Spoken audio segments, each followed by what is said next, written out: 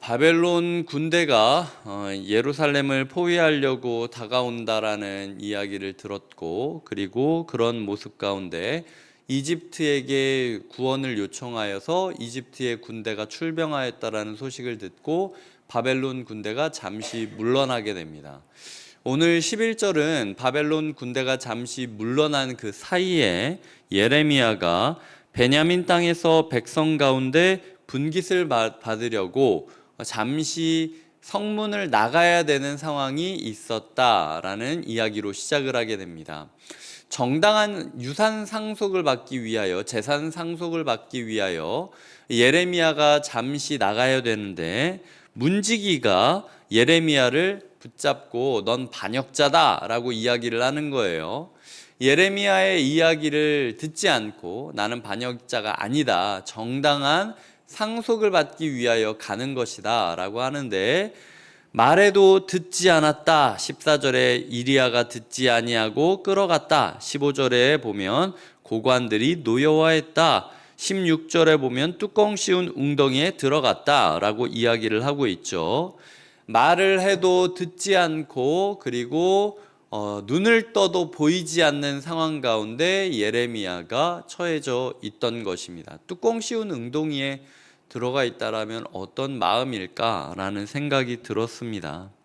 그런 상황 가운데, 그런 억울한 상황 가운데 예레미야가 처해질 수 있다라는 것이죠. 이게 제가 묵상했던 첫 번째 묵상입니다. 신앙생활을 하다 보면 내 잘못은 아무것도 없는데도 억울하게 말해도 듣지 않고, 사람들이 내가 잘못도 안 했는데도 노여워하고 화를 내고, 그리고 눈을 떠도 보이지 않는 웅덩이 속에, 뚜껑 덮인 웅덩이 속에 빠진 것 같은 경험을 할 때가 있다라는 것이죠. 예레미야 37장을 가지고 예레미야의 비아 돌로도사, 예수님이 십자가를 향해 걸어 올라가셨던 길을 비아 돌로도사라고 이야기를 하는데, 예레미야의 비아 돌로도사라고 하는 표현을 읽게 되었습니다. 예레미야는 지금 예수 그리스도와 같은 길을 걷기 시작하고, 마지막에 보면 시드기야의 감옥, 왕궁 감옥에서 하나님의 말씀을 받고 전한다. 이전의 말씀을 통해서 우리가 봤잖아요. 그러니까 누가복음과 사도행전을 지금 예레미야는 이미 경험하기 시작했다라는 거죠. 그렇게 우리가 걸어갈 수 있다라는 것입니다. 그래서 우리의 하루 가운데 억울한 일을 만났을 때 예레미야를 떠올렸으면 좋겠다. 나의 억울함에 함몰되어서 괴로워하기보다는 예레미야도, 예수님도, 바울도 나와 똑같은 길을 걸었다라는 마음으로 조금은 우리의 영적 시야를 넓힐 필요가 있다라는 묵상을 하게 되었습니다. 두 번째 묵상은요, 인간적인 모습들이 존재한다라는 겁니다. 오늘 제가 가장 이해가 안 됐던 두 부분이 있는데, 17절에 보면 시드기야 왕이 사람을 보내어 그를 이끌어내고 왕궁에서 그에게 비밀이 물어 이르되 여호와께로부터 받은 말씀이 있느냐라고 이야기를 합니다.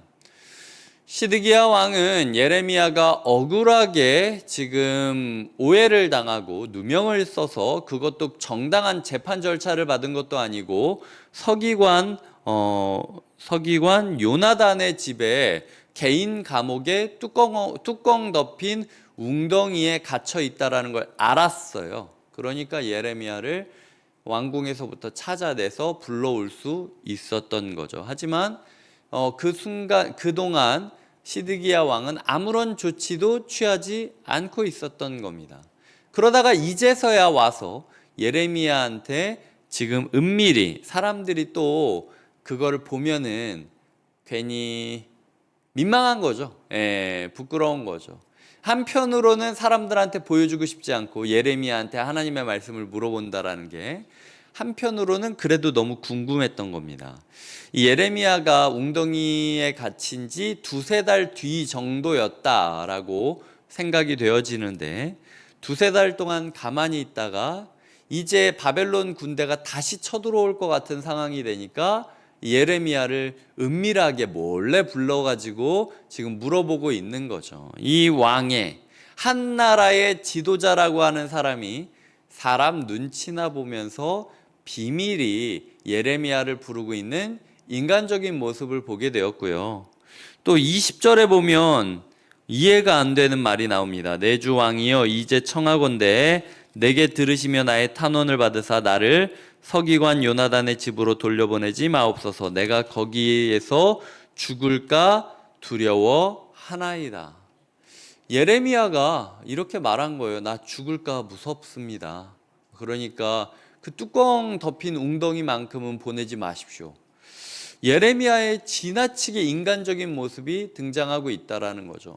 고난의 길을 가는 것은요, 두려움을 넘어서는 것입니다. 자기의 두려움을 극복하는 게 아니라 두려움 속에서도 의로운 하나님의 말씀을 붙잡고 발버둥 치는 것이 우리가 가야 하는 길이라는 묵상을 하게 되었습니다. 시드기야 왕도 예레미야 선지자도 똑같이 인간적인 모습이 있었지만 그 인간적인 연약함에도 불구하고 하나님의 말씀을 붙잡고 말씀을 포기하지 않고 말씀을 따랐느냐, 아니면 어떻게든 비밀이 말씀을 듣되 말씀을 지키지는 않고 있느냐, 이 차이가 이제 시드기야와 예레미야의 차이였다라는 것이죠. 그래서 우리의 인간적인 모습을 애써 외면하지 말고 그 인간적인 두려움과 인간적인 걱정 속에서도 오히려 말씀에 반응하는 삶을 살아야 된다. 이것이 두 번째로 제가 묵상했던 묵상의 내용입니다. 그래서 예레미야가 죽을까 두려웠다라고 이야기하는 게 마치 예수님이 주님 할 수 있다면 하나님 이 잔을 내게서 치워주셨으면 좋겠습니다 라고 하는 것과 동일한 음성으로 들리지 않습니까? 이런 인간성을 배제하는 것이 아니라 인간성 속에서도 말씀을 최우선으로 두는 우리의 하루가 되자라는 것이 두 번째 묵상이었고요. 세 번째로 보면은 21절에 결국은 매일 떡 한 개씩 또 다른 웅덩이에 빠져가지고 먹어야 했던 거예요. 시드기야 왕의 감옥들에 두고 매일 떡 한 개씩 먹게 되었다라고 이야기를 하는데요. 복음을 들고 살아간다라는 것은 어느 정도의 자유를 박탈해야 한다라는 이야기를 묵상하게 되었습니다. 누구보다도 자유로운 사람이지만 그럼에도 불구하고 하나님 말씀 때문에 갇혀서 매일 하루에 빵 한 덩이씩밖에 먹지 못했던 예레미야를 보면서 우리의 삶에 우리를 가장 자유롭게 할 수 있는 하나님의 말씀 때문에 우리가 어떤 그 자유를 박탈당하고 있는지, 할 수 있지만 하지 않는 게 뭐가 있는지, 우리의 삶에 복음 때문에 배제되어 있는 자유들이 무엇이 있는지 고민해 봐야 된다는 거죠. 그리스도인들은요, 자기 마음대로 해도 뭐든지 용서받을 거라고 생각하는 사람들이 아닙니다. 가장 중요한 것 때문에 다른 모든 것을 절제할 수 있는 사람이라는 거죠. 제가 예레미야였다면 하나님 앞에 수백 번 기도했을 거예요. 하나님, 제가 바르게 살고 있는데 왜 내 몸이 묶여야 됩니까? 왜 내가 갇혀 있어야 됩니까? 만나고 싶은 사람도 못 만납니까? 먹고 싶은 것도 왜 내가 마음대로 못 먹습니까? 하나님, 나 안 사랑하는 거 아닙니까? 하나님, 나 이대로 버리려는 거 아닙니까? 요 이야기 하느라 제가 시간을 많이 보냈을 거예요, 저였다면. 근데 예레미야는 그 속에서도 끝까지 사역하고 있었던 거죠. 예레미야에게 있어서 자기 포기 그리고 절제라는 덕목은 하나님의 길을 걸어가는 데 있어서 필수적인 덕목이었다라는 것이죠. 성령의 9가지 열매 중에 절제가 있음을 기억하셔야 됩니다. 우리의 삶에 예수 믿는 것 때문에 못하는 게 뭐가 있는가? 예수 믿는 것 때문에 안 하는 게 뭐가 있는가? 결국은 그게 예레미야가 가는 길이고 우리가 걸어가야 되는 길이라는 것입니다.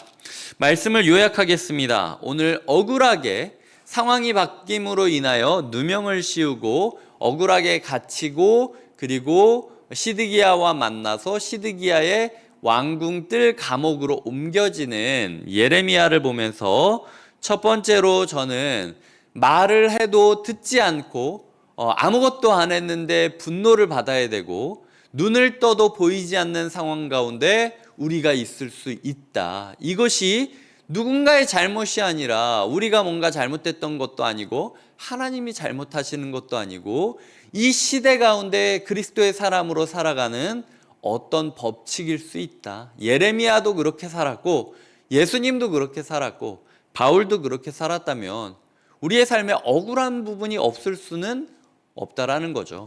두 번째로는 그 속에서 우리의 삶에 인간적인 부분을 너무 배제하려고 하지 마시고 내가 왜 이렇게 흔들릴까? 내가 왜 이렇게 두려울까? 이걸로 괴로워하지 말라는 거예요. 시드기야도 인간적이었고 예레미야도 인간적이었습니다. 한 나라의 왕도 인간적이었고 한 나라의 선지자도 인간적이었어요. 중요한 건 자기의 인간성에도 불구하고 말씀을 붙잡고 말씀을 반응하고 말씀을 지키고 있느냐가 중요한 거지, 우리가 우리의 인간성을 배제하고 기계처럼 하나님의 말씀을 그냥 수동적으로 따를 거라고 생각하면 안 된다라는 거죠. 그렇기 때문에 그런 모습을, 인간성을 보면서 좌절하지 말고 자괴감에 빠지지 말자라는 것이 두 번째 이야기였고요. 세 번째로 보면은 이 예레미야가 결국은 또 다른 감옥에 갇히고 매일 떡 한 개씩밖에 못 먹고 살아가지 않았습니까? 우리의 삶에 하나님께서 야, 너 3년 동안 한 2년 정도 동안 하루에 떡 한 덩이씩밖에 먹으면 안 된다라고 하면 어떤 마음이시겠습니까? 얼마나 마음 가운데 분노나 의심이나 하나님에 대한 회의감들이 들어서 그 문제에만 함몰되는 기도를 많이 하지 않겠습니까? 그럼에도 불구하고 하나님께서 예레미야를 통하여 복음의 길을 들고 걸어간다라는 것은 자유를 박탈당할 수도 있는 것이다. 가장 중요한 자유를 누리기 위하여 다른 자유들을 배제할 수 있어야 된다. 그리고 남들이 할 수 있음에도 불구하고 하지 않는 절제가 필요하다라는 것을 기억하면서요, 오늘 우리의 삶 가운데 복음 때문에 우리가 절제하는 부분이 무엇이 있는가? 복음 때문에 하지 못하는 부분이 무엇이 있는가 돌아보면서 내가 예레미야의 길을 걸어가고 있는지 시드기야의 길을 걸어가고 있는지를 확인해 보시는 하루가 되셨으면 좋겠습니다. 예레미야처럼 우리가 때로는 억울하고 때로는 슬프고 때로는 두렵다 할지라도 끝까지 예수 그리스도의 종으로서 살아갈 수 있기를 주님의 이름으로 축복드립니다. 기도하시겠습니다. 하나님 감사합니다. 우리의 삶에 역사하여 주시고 어떤 상황에 있다 할지라도 하나님의 말씀 붙잡고 살아가게 하여 주시옵소서. 모든 것을 할 수 있는 왕이었지만 어떻게든 말씀에 굴복하지 않고 은밀히 예레미야를 불렀던 시드기야가 될 것인지, 아니면 아무것도 할 수 없고 아무것도 전할 수 없는 존재이지만 그럼에도 불구하고 말씀을 따라서 살아가는 예레미야가 될지 결정하게 하여 주시옵소서. 예수님의 이름으로 기도드립니다. 아멘.